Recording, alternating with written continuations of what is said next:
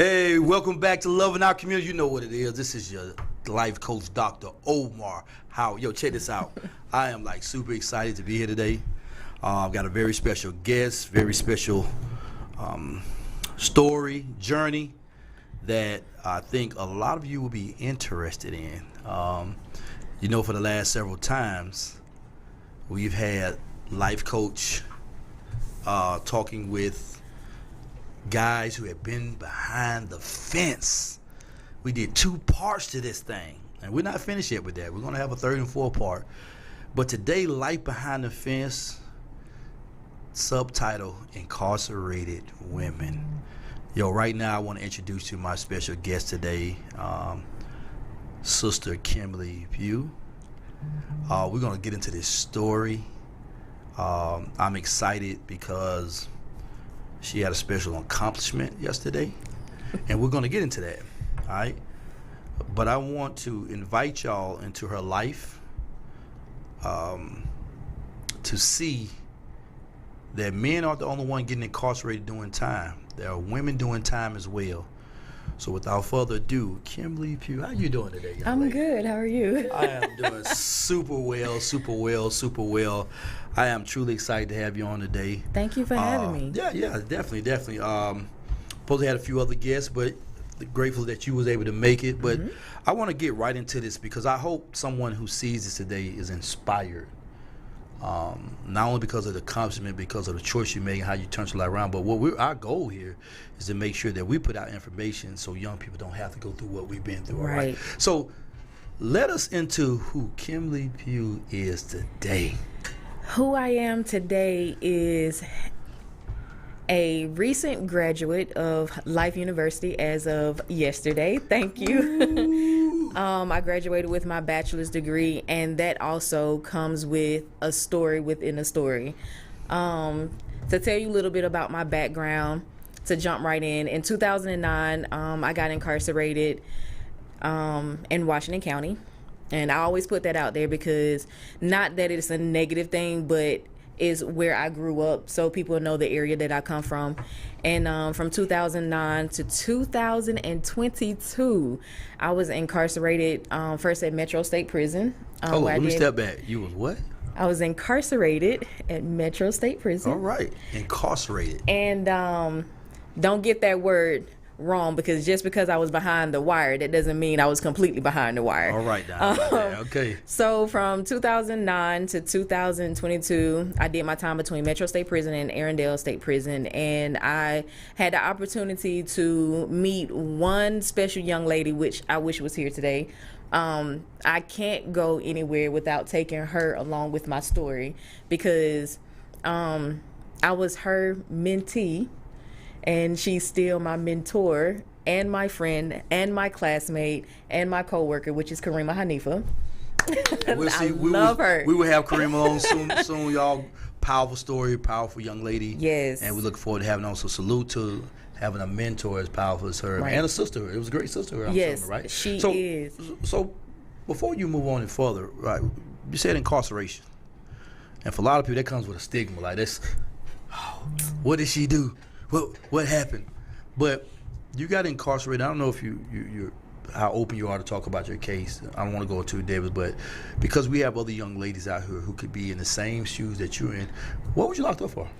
I was locked up for attempted murder and aggravated assault, which is interesting because it was all on the same person. Wow. My story, I won't get completely into like details or names, but it had to do with a family member. And this particular family member was completely diagnosed by the state and doctors as being mentally disabled. But in the midst of all of that, the moment, what happened in the moment didn't lead me to prison. What led me to prison was when I saw my daughter get hurt. Everything that happened to me from childhood to that moment came out in literally 30 seconds. Wow. I don't remember what was going on in the moment when I was pushing back and fighting back, but I knew that all my hurt, all my pain, all the times that I wasn't able to talk or release like what was going on with me and express what was going on with me mentally and emotionally all literally came out in that moment. So let me step back, because I think it's important that all of us understand this, that what you went through, we all could have went through. Yes. Because a lot of times, families don't know what's going on with their kids, right? Mm-hmm. Whatever happened in your life, and I'm assuming there's a book that's going to be coming soon, right? Okay. Working on it. So I'm sure we'll be, I'm going to tell you what my friend told me. She said, don't be selfish. People need to hear your story. Right. So let me get on it. But something triggered you. Mm-hmm. And you said at a moment, everything came out, mm-hmm. right? How important it is, before we move, how important it is for us to get to know our kids and get to know what's going on with them? And not look over. It's not even a value. Yeah. You can't even put there how important it is. That how important it is. It's a necessity. One of the things I do with my kids, and even though right now one of my daughters I'm not even talking to because she's in her emotional state, but she's also an adult. But at the same time, I know what her emotional state is, and because we couldn't get together about it, it doesn't mean I overlook it or I don't want to be a part of it. But I also know, like, sometimes when things go on, people need their space, mm-hmm. and especially with her being an adult.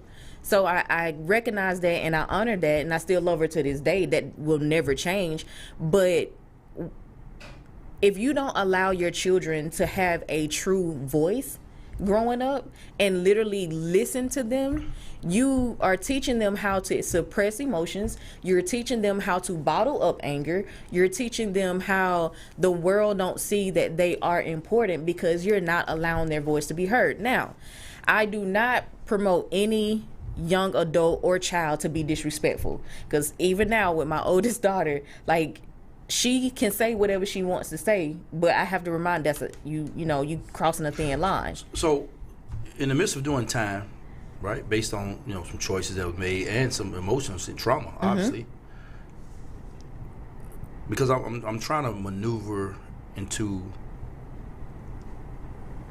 you got incarcerated. Mm-hmm. And you got to remember, my kids were young. You had this. That's what I'm going to. She had young kids, right? Yeah, I had my youngest. As a mother, mm-hmm. like, as a father, like, I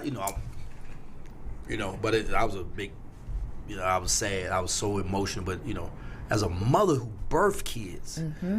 have to sit in front of that judge and receive a sentence. Now, all this other emotional stuff going on with your family, and yet I have to leave my kids out here. Mm-hmm. Where was your mind at the moment you sitting in front of, if you can even think back, because I remember sitting in front of that podium, and have to embrace that time, and looking back at my kids, like, I really didn't want to sign that paper. Like, right. I really just want to go crazy, and I'm looking, and I'm like, yo, man, because I couldn't believe I was in this situation, right? Where was your mind at that time? Oh my God. So that started from my incarceration. Like, when I got not my incarceration, my arrest. When I got arrested, my first thought was, where are my kids going to go? Who are going to be the best people to raise my children? If I do, because at that point in time, I didn't know right off the rip that I was going to prison. But if I do have to go to prison, who would be the people that allow me to still be in their life? Who will raise my kids to a certain degree of how I would raise my kids? So, like, all of that played through my mind the whole process of just being locked up in county, waiting to see how this process was going to take place. Now, at this time, you were at what age? I was 23. So you still was a young lady, still trying to figure out life, still trying to learn how to raise kids. Yep. And then all this hit you at one time, and then you received this sentence of what? 17 years. 17 years. It was like a life sentence to you, right? That was a whole life sentence. Yeah. Emotionally, where were you at? I was shut down. It wasn't no emotion. It was literally like, what was presented to me that day is what I dealt with. Mm-hmm. I couldn't. It's almost like the same way how men say they can't show emotion. It's almost the same way with women, but we still show emotion.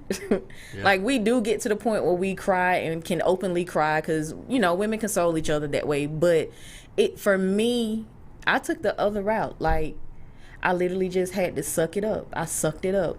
A lot of people that I've talked to or know my story, I tell them, like, to a degree, I had correctional officers as parents. My mom was was a correctional officer at Washington State Prison, and my dad was a correctional officer at Sandersville Youth Detention Center. So you knew about the whole department. I've heard stories. Yeah. So I literally was like, now I'm living what I was told. Wow.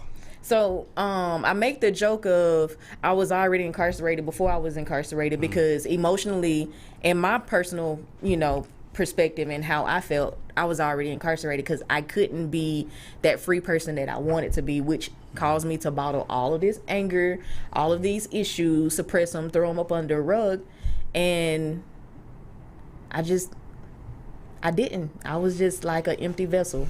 So you get, you know, so when you get this time, you sign off on these papers, you go back to your cell, and you get that call. Pack it up, Miss Pugh. 2, 3 o'clock in the morning. Where was your mind at then? Because I'm assuming you had a chance to see your kids while you was incarcerated, right? Yes, okay. I did. So, and that's those little few hour or 30 minutes or whatever is so precious to you, so special, right? But it's so painful, right? It was. But when you get that knock, knowing you finna go down that road. That's the day that I cried. Really? Yeah. Because at that moment in time, it been real. It was the fact that my kids at that point was no longer 15 minutes away. Wow. They was going to be almost 2 hours away. And I knew from then, like, I wouldn't be able to see them every weekend because I saw them every weekend. Yeah. And all of that changed. But that was the moment that I cried when they told me to pack it up. So before we jump into getting on the bus, we're going to take a 30-second break.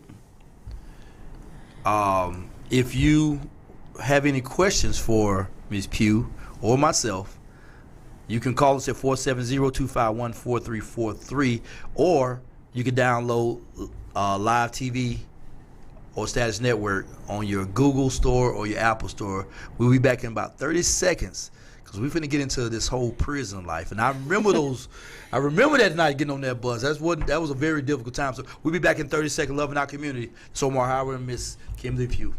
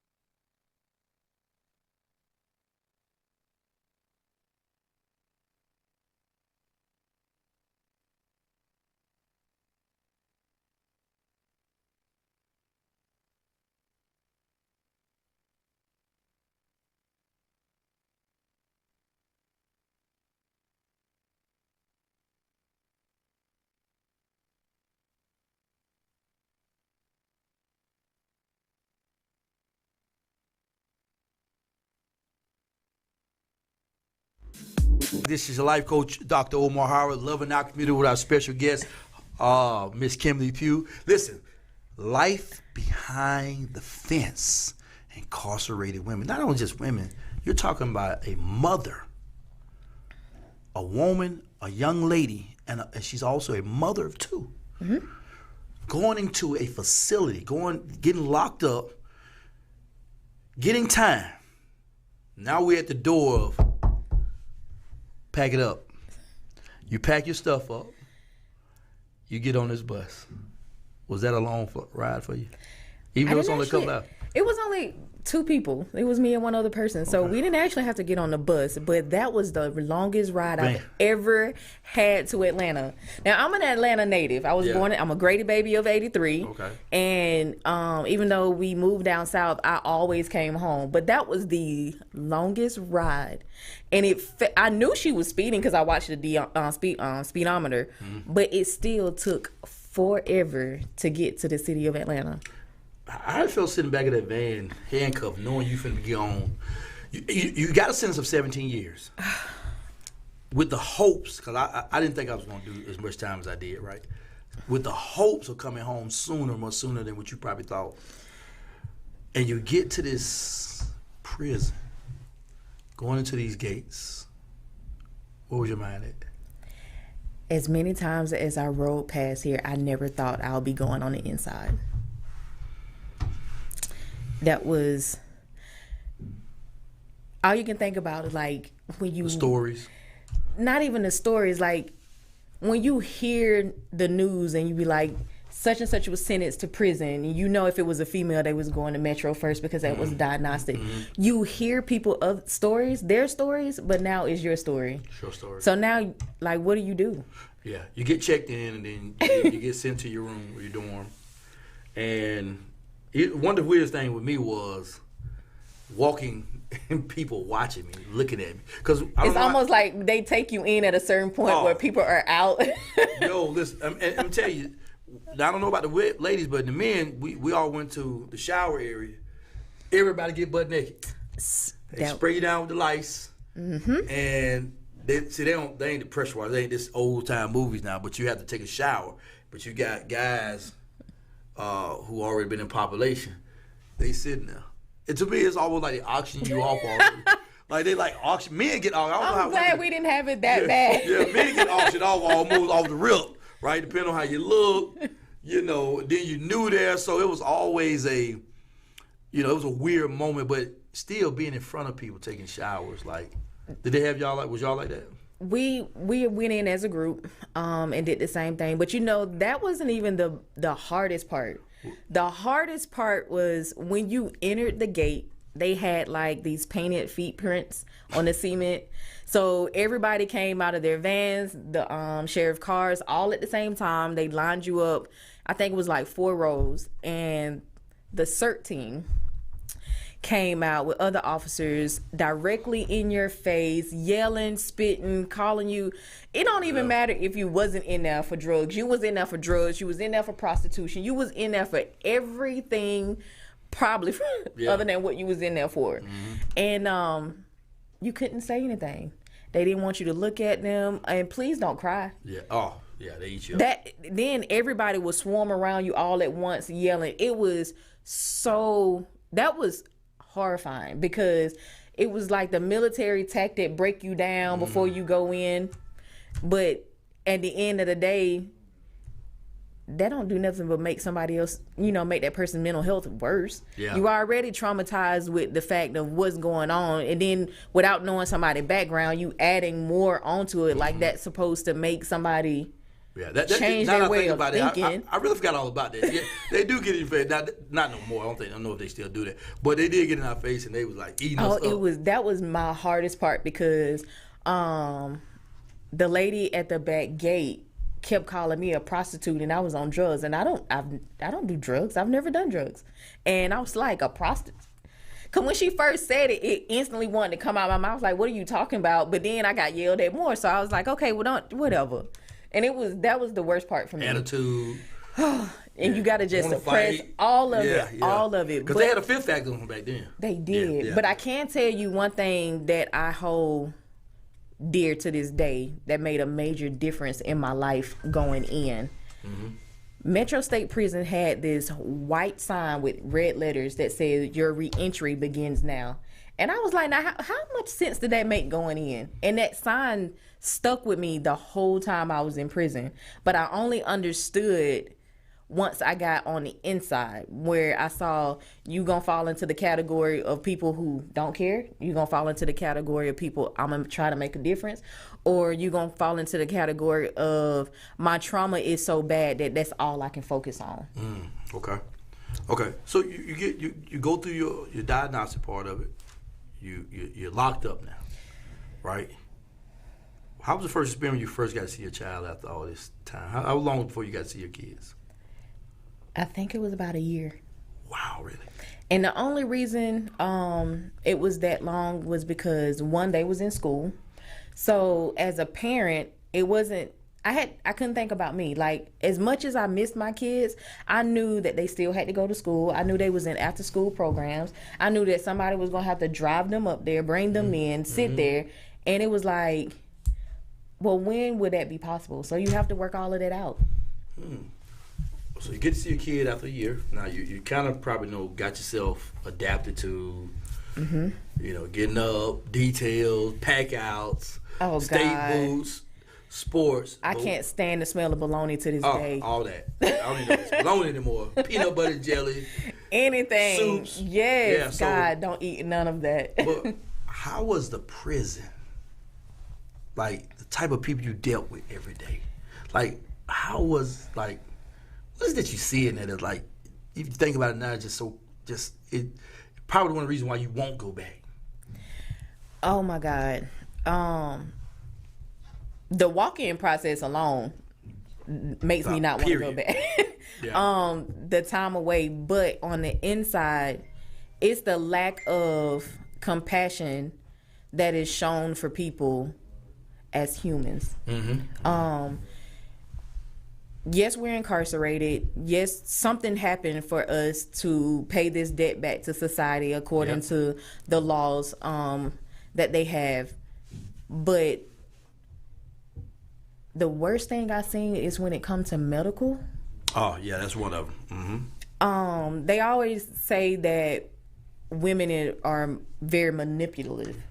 So when we say, like, something is going on, because they're not really, most prisons is not geared for women. It's more geared to deal with men. Exactly. So we can say something and they be like, they don't see it that way, or you're trying to get out of something, but sometimes it be the truth.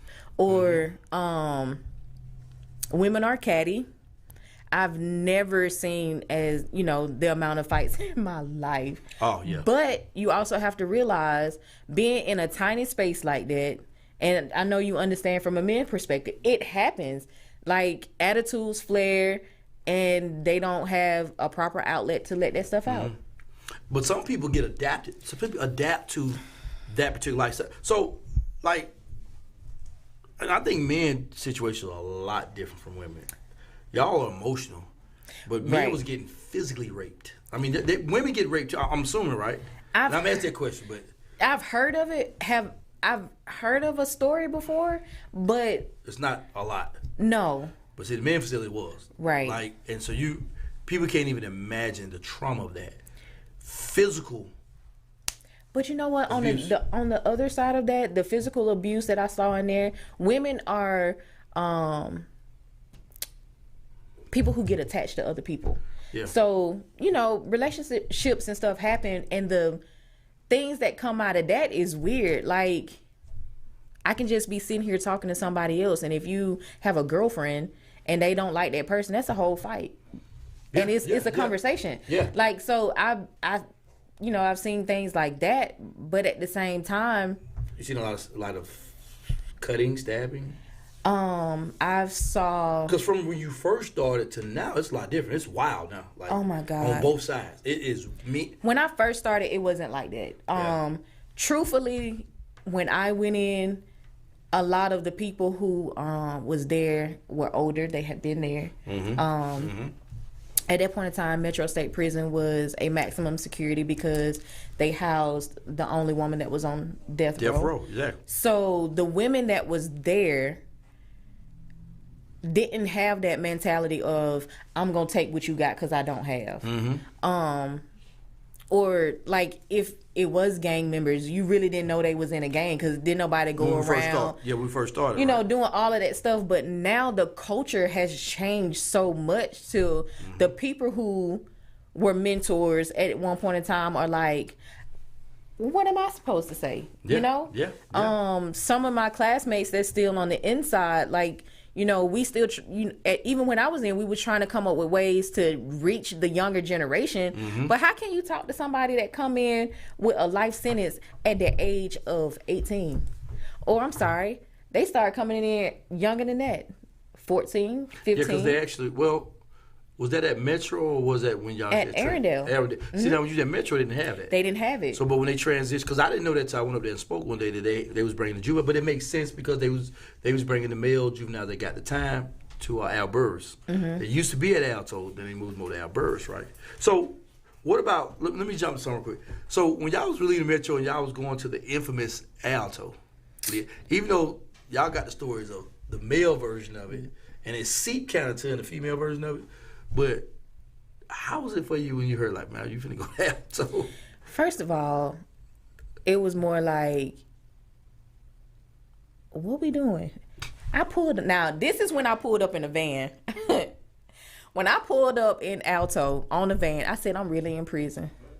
Oh, it looked like prison, yeah. Like, it was, like, you knew that was prison. Yeah. For real. Metro, it looked like Metro Rancher right now, right? It was, because it was a smaller facility. Yeah. But when you pulled up, like, you saw... those Gothic buildings. Yes, yeah. But you saw how big it was. Like, this big open field. And I'm sorry, you watch too much TV. And I'm like, I'm in the country.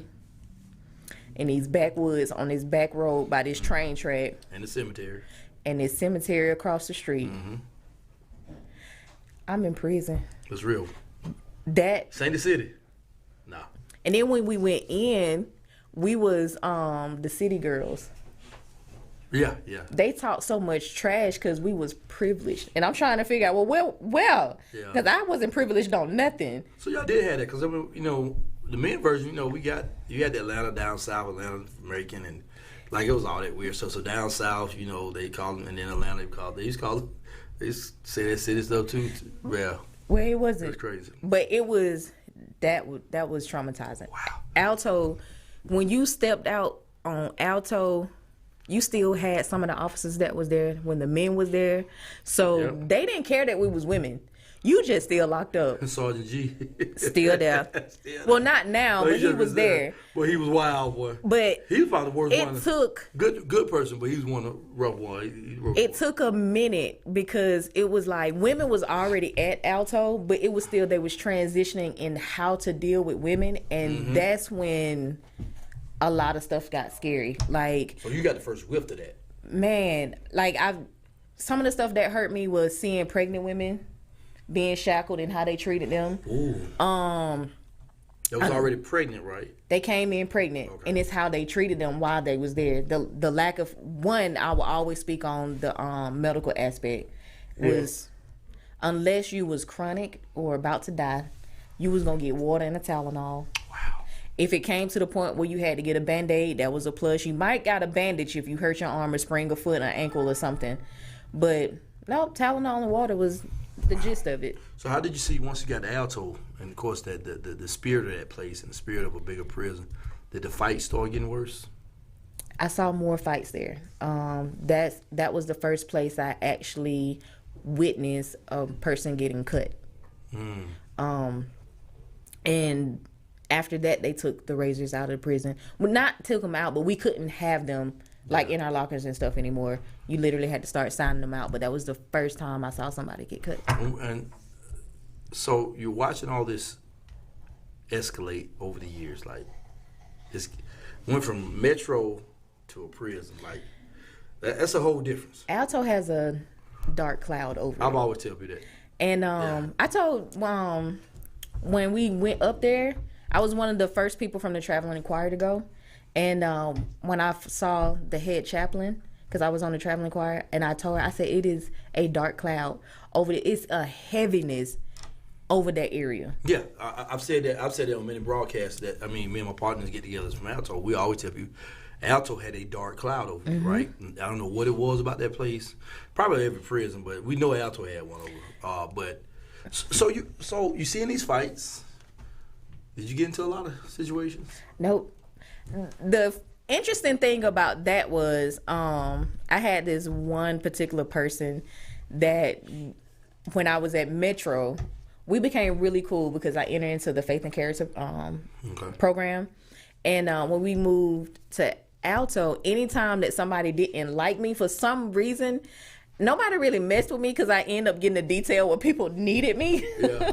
So it was more of somebody else would speak up for me, or I'll be like, don't worry about it. You'll see me again. Then I had to think about like, whoa, she works in admin or she works down in the counseling department. Now, I wasn't an arrogant person because I don't carry myself as that. But at the you same don't need my help. Yeah, like, I'm not even going to worry about it, like, because you'll be back. So for me, I never really got into fights. Did I get into arguments? Of course. I'm a woman. You're going to say something to trigger me anyway. But then I can say one of the lines that I always used is, I'm not here for anything petty. Just be glad my child ain't standing here, because if you would have said that in front of them, something might have turned out a little bit different. Yeah. So I didn't have that. Because you can't really portray a mother in there. You have to be something else. You have to be everything else for the mother. You really didn't get into a lot for that reason. Somewhere down the line, where did you just really like start thinking like, I got to be different? That actually started at Metro. Karima, when I entered into the program, so when I got out of diagnostics, I did 11 weeks in the diagnostics area. When I got out of diagnostic area, I went into G building, which is a general population dorm. I stayed there. No, this was at Metro. Oh, at Metro. I stayed there a week before I went to the Faith and Character dorm. And Karima Hanifa, she had been there for a while. She came in as a juvenile, so she had been there for a couple of years. And she literally pulled me to the side and was like, you have choices. This is what I've seen. She told me her story, her time. And she was like, it's up to you to decide what you want to do. Because, by then I've seen the fights in diagnostic. I've seen a couple of fights that I could see outside my window on the compound. And from there, she was like, once I'm finished talking with you, I want you to go make a decision. And from that, I made my decision then on how I wanted to be. Do I want to come in and allow myself to let the time do me, or am I going to do the time? So did you embrace faith, a certain faith, or did you just like, I'm free spirit? Or what was the pinnacle like? Because you got into the choir, obviously, right? Right. So I'm assuming, well, that's weird. Very unique choir, right? Right. Very unique choir, and our friend is a very unique person, right? Right. Beautiful voice, though. Did you get in choir because it was just a traveling choir, or did you get in because you were trying to embrace your faith more? No, I didn't get into the choir because I like singing. I didn't get into the choir to embrace my faith. What got me to do that is I needed an outlet.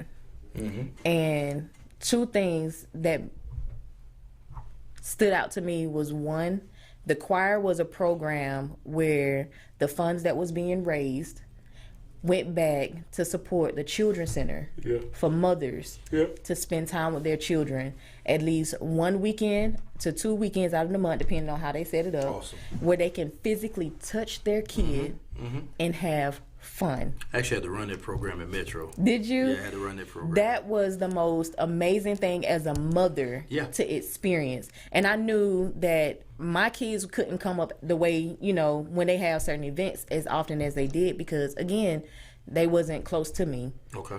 But to know that I was a major role in using my voice to go out into the community to speak for the women that I was leaving behind when I went out to sing was beautiful. To see mothers interacting with their kids, loving on their kids, taking pictures with their kids was amazing. So you get on the choir. Obviously, how much time you did by then? 3, 4, 5 years? No. I got on the choir pretty quickly. I came in December 2009, May 2010, I was on the choir. Okay, so you weren't playing like, all right, I gotta have an outlet. No, Karima made me sing one day because she was like, "That's how." So can you sing? What? I don't know. Like I can harmonize. Okay. I can help carry your voice. Oh, okay. I love being in the background. That's a lot of carrying now. That's heavy there. But what's amazing was like one of the things that got me through prison was I was on the choir at Alto, right? That was one of the things. I got out of pretty, I got into it a couple years after I got in, right? Had to get adjusted though.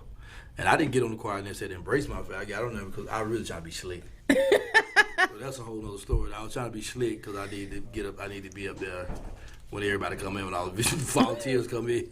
So I went on there for the wrong reason, but God had a different plan for me. Right. All right. So, was your chaplain aide, or you had a detail, or, and for the people that don't know, what is a detail? A detail is an assigned location where you go and work every day for free, no matter what, with a pack out. If you don't understand what a pack out is, it is a bag lunch with a bologna sandwich, peanut butter sandwich, wrapped up in cellophane, saran. Tuna fish.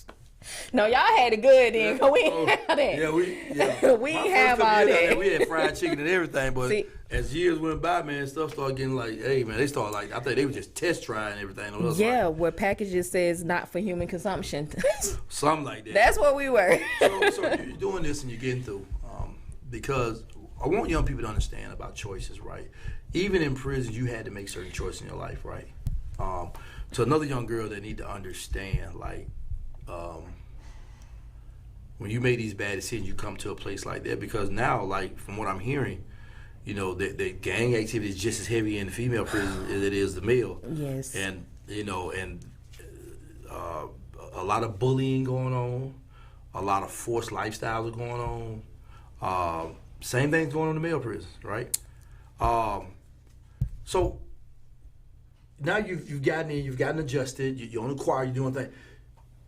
Did you start seeing yourself start becoming a mentor to other people?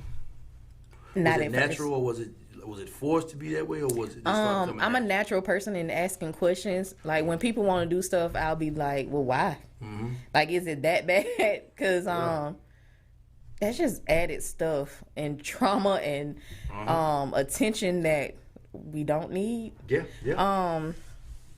Being a mentor, I'm not. Most people say I'm natural with that. I don't think so. It's just, I'm a human. Like, how can you not be concerned about somebody else? Well, it's gifts. I think everything's a gift. And God give you a passion. So I didn't want to be a speaker. I didn't come out of. I didn't think I was going to do. I wasn't trying to do all that. I was just trying to get through doing time and go home. Because technically, naturally, I'm shy. Okay. I'm actually a shy person. Okay. But my grandmother, God bless her soul, I love you, and I hope I'm making you proud, but she taught me to be an observer. Mm-hmm. So I'm very good at watching body language. Okay. I'm very good at listening to tones and people's voice, and it made me interested in wanting to know, like, what is it? Yeah. So people would gravitate to me to talk because I kind of set off to myself and not really put myself out there, and they want to know, like, well, who was me, because I really didn't say that much. But at the end of the day, it became to where people would just share stuff with me, and that's kind of how I formed a lot of my. While you were down there? Man, no, I was out of shape the whole time.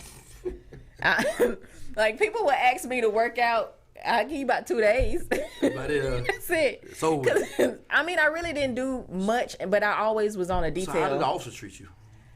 Even though you was in the choir, you was shy, kind of all this other stuff. I got a good story. That I'm glad you asked me that. In diagnostics, it was this one particular girl who did not like me, and it was because, one, the officers in diagnostics appoint people to be the dorm rep. Oh, wow. And my quiet self got appointed to be the dorm rep. And it was a whole thing about laundry. And this girl literally wanted to fight me, like fight me. Wow. And my only job was to make sure the laundry was separated and you only got your stuff. That was it. And I don't understand how this became my issue that you didn't get your stuff. But that happened because your net bag came open. Not because it was personally my fault. Now, I can't go through this whole being and be like, well, that's your sock. I don't know that. Yeah. But it became my issue.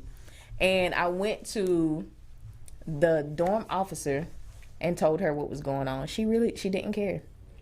She was like, Now, if you fight, you know what come after that. I was like, but that's the point. Like, I don't even want to be dorm rep no more because this come with too much responsibility, and I'm locked up with everybody else. We all locked up. Way too much responsibility. From that, it continued to get worse because then the girl moved into my room in a 6-man room, and I was like, okay, fine. So I went to. So you must be you down in PMC?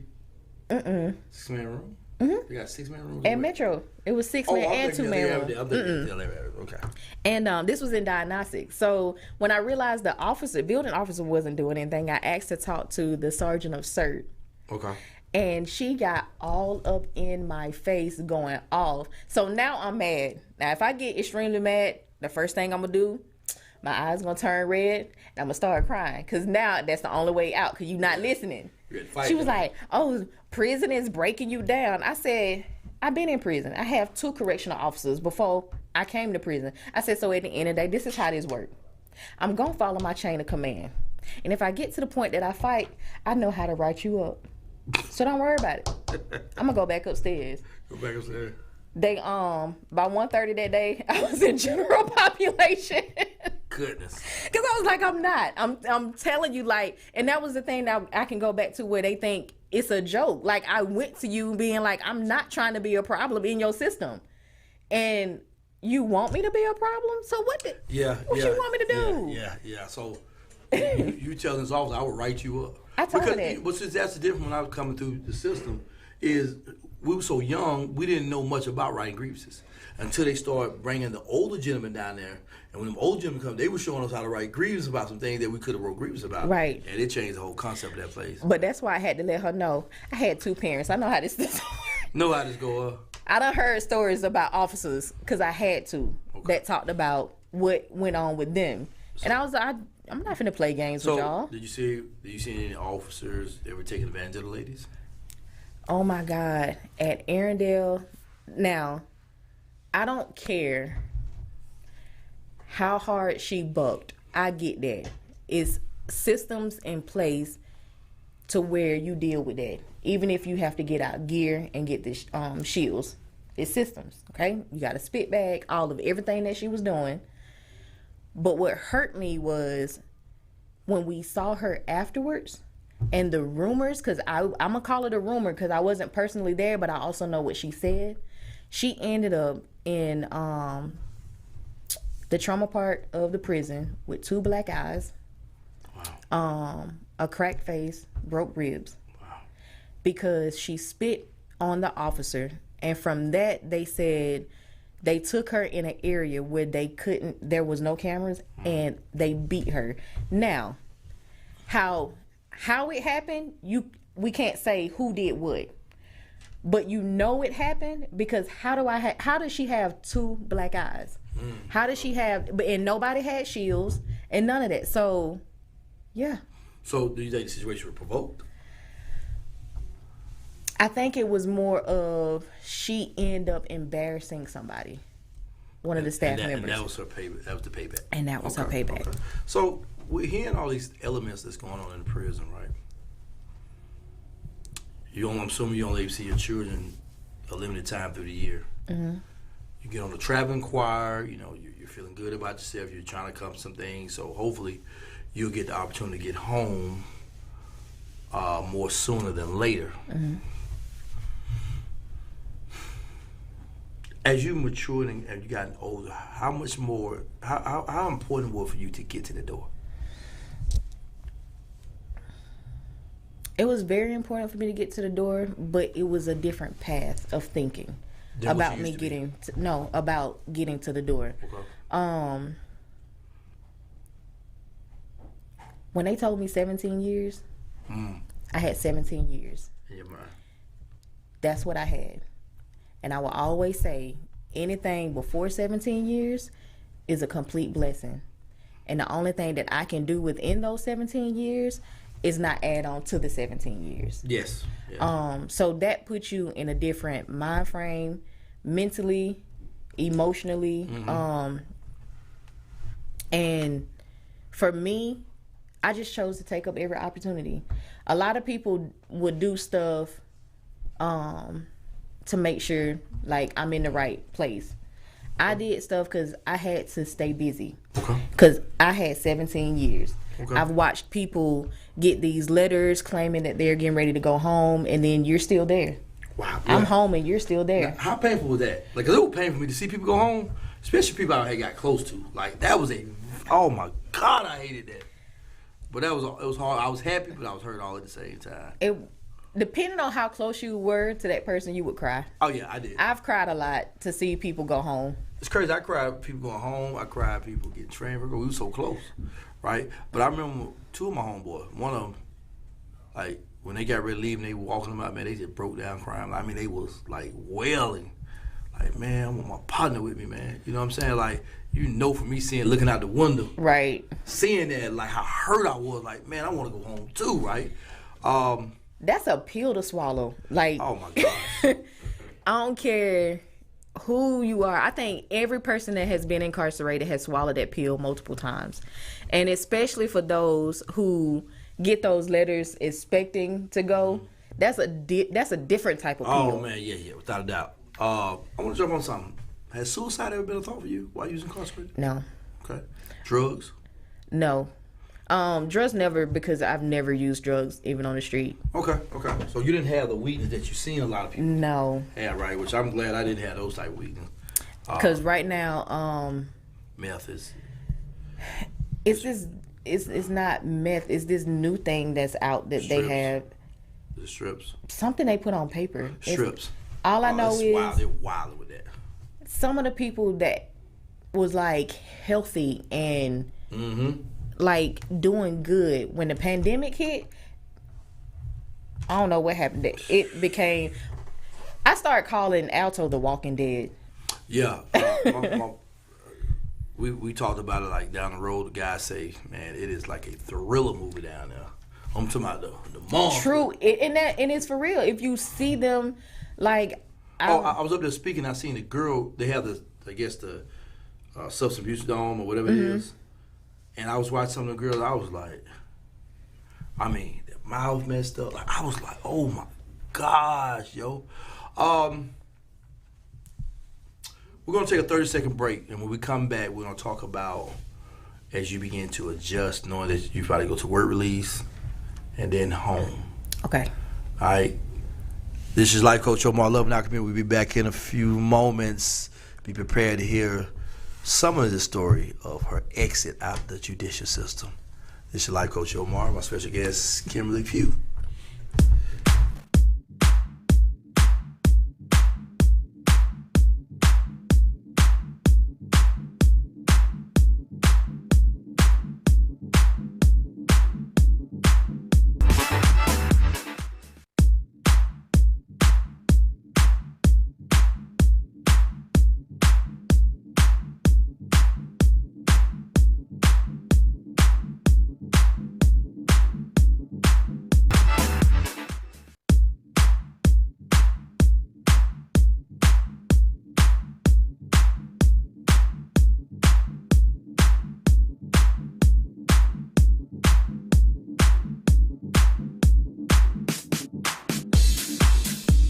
Welcome back to Love Now Community. This is your life coach, Dr. Omar Howard, and once again, our special guest, Miss Kimberly.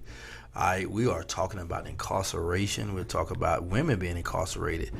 And this young lady has spent how many years in prison? 12 years, 8 months. 12 years, 8 months in prison off a 17-year sentence. And she talked about some of the things, and really, y'all getting the light version of this, probably. You're not even getting the deep versions of how demonic sometimes these places are, or how you can be consumed by the trauma and how crazy it is, right? So you get into a place now, you're at the 10th, 11th year, 10th year, you're looking to go to transitional center. When you got that call that night to go to transition, what was that feeling for you? Surreal. Because y'all just shift over, right? Y'all just move over to the next facility, right? Or which one did you go? I went to Arendelle transition. Yeah. So it depends on where you're going. So that morning is the longest process in the world, but it was a great process because you knew you was getting out of the regular attire. Oh, I just thought about that. You was down there with the Brett, right? What's the Brett? I think the Brett was still down in Arendelle, right?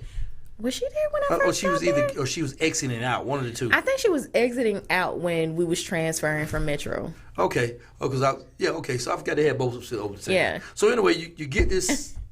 You about to go over the work release. Was you smiling like that?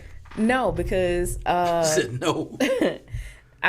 when I first went to the transitional center, it wasn't for work release. I was at the transitional center a year and 3 months because I was long-term maintenance. Yep.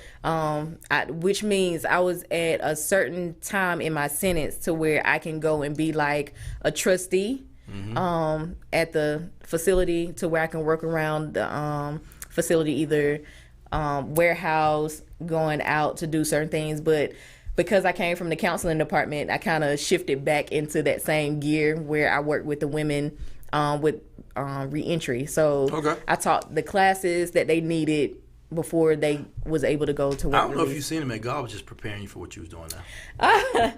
A lot of people say that. No, I'm telling you, God doesn't make mistakes. No, he does not. Very strategic on what he does.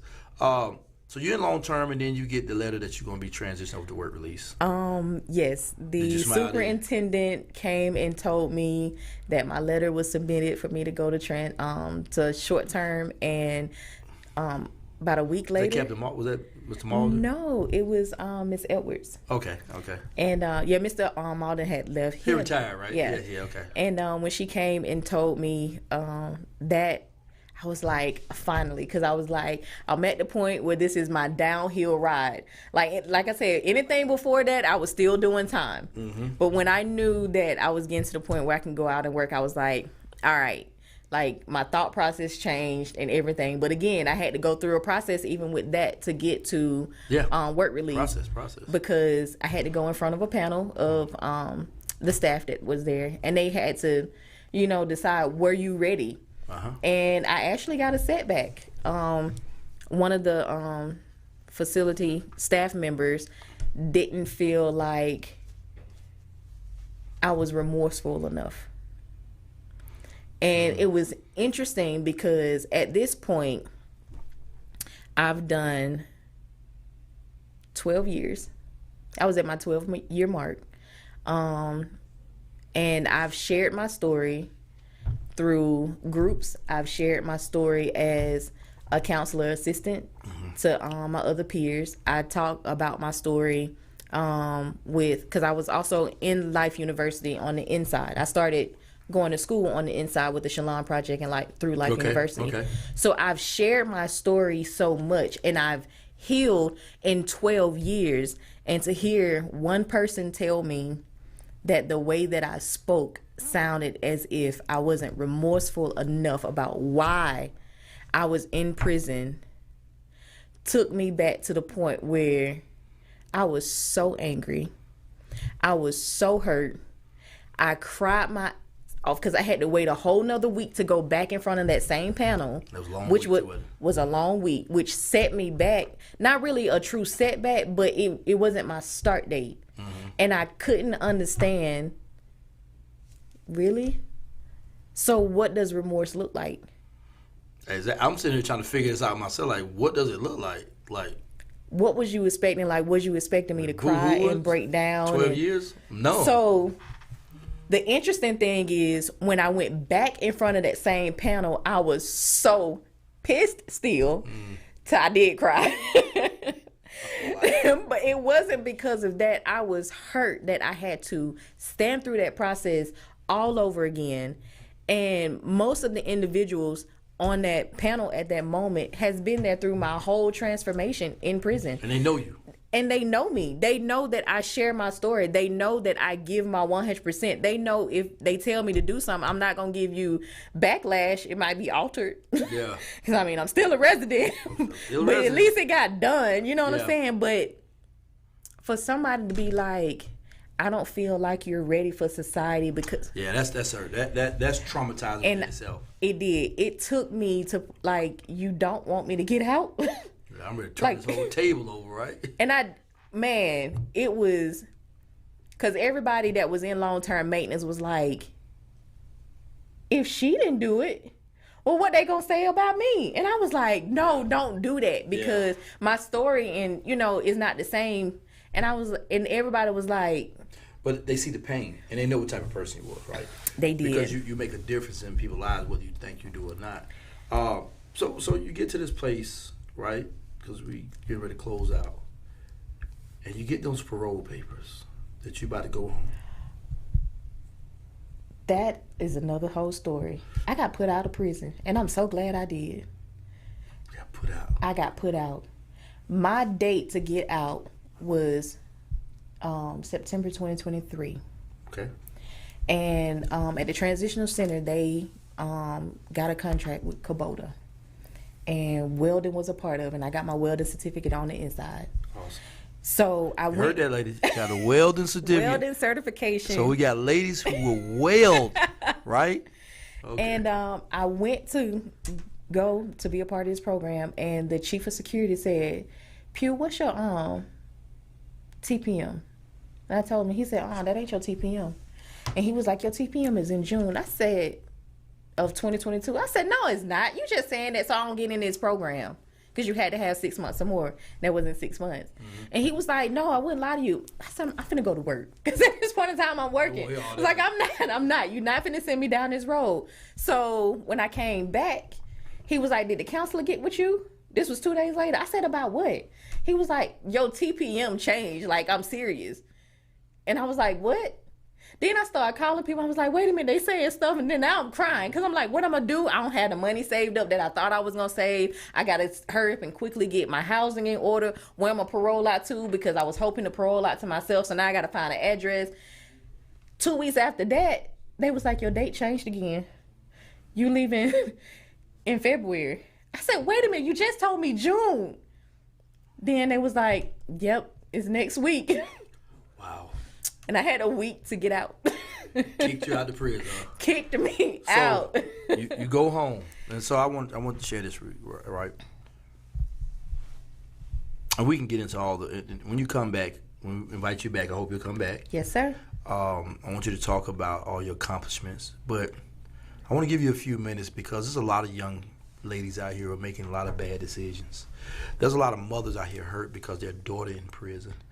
There are a lot of people who's getting out of prison right now, don't know if they're coming to go. If you had some positive word to tell anybody, I don't know if it's in that thing. If you got a few minutes just to say something to a young lady who's making a bad decision, or if you had something to a parent that you want to say, or if you had something to someone who's getting out of prison right now, I want to give you those few minutes, 2 or 3 minutes, and I just want you to pour into somebody's spirit right now. I'm going to go from youth up. For young women, I want you to know that you are not alone. How you're feeling, how you're thinking, what you've been through, what you're, anything that has come up into your life, you are not the only one that this is happening to. Do not be afraid of your voice. If you can't reach out and communicate with your parents, find somebody who is doing something positive in the community or in your family and say, "Hey, I need to talk. Can we talk?" For parents and especially mothers, embrace your daughter. Sometimes let them vent without saying anything. Let them get that out. The most beautiful thing that I do for my kids is allow them to say what they have to say. And sometimes it's going to be things that you don't want to hear and you're going to have to cry on your own. But it gives your child the opportunity to know that their voice is being heard and they don't have to suppress anything. For the community, when it comes to young women, we have to come together and start teaching our ladies. Being independent is not about holding your head high and doing things on your own. We're individuals that need other individuals. So collectively, we have to go back to being that tribe that raised our children. Not to the point of keeping them down and suppressed, but letting them know that they come from a strong background of whatever your nationality, race, creed, and religion is, but you are our future. So we got to come together all as one to make sure that our kids get to where they need to be. So at the end of the day, even if you are a young individual that's incarcerated, you still have your autonomy where you can choose to make the decisions for yourself and how you want your life to be. So it's all up to you in the road that you want to take. All right. All right. She need her own hour speaking. right? So you're hearing that motivational speaking in her. You hear that God giving gift to her. And like she said yesterday, she graduated with her bachelor's from Lyve University. With honors. Everybody on here with me, give hands to this young lady for accomplishing something that a lot of people don't get a chance to come. And we're going to invite her back on, as well as going to be some other people, because I want people to understand, man, it's not only that a bunch of men go to prison, there's a lot of women that's going to prison at a very fast rate. Especially a lot of young ladies are going to prison now. A lot of young people who are, have gotten on drugs. A lot of young ladies who've been in street prostitution. It is a lot going on, and we got to find a solution to it. And I think she's going to be one of the change agents to help them. What you graduated in before we get ready to close out? I got my bachelor's degree in in general psychology. I'm starting my master's degree in positive psychology on the life coaching track. So I'm following in your footsteps. High five. Hey, high five. And then my first degree was an associate's degree in positive human development and social change. Woo. Listen, what I'm telling you. Listen, it's work. Listen. You heard her story, young people.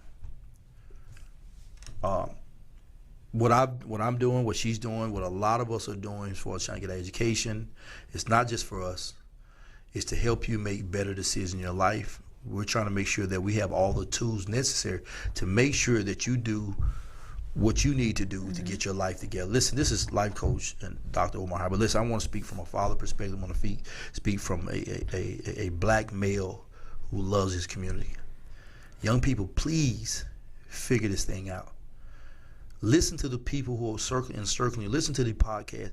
Get away from all this negative energy. Get away from these people, man, who are trying to pour bad vibes into your spirit and causing you to make decisions that you're going to regret them. It's people in this prison, as she told you, from the female perspective, from my perspective as a male, that are never getting out of prison.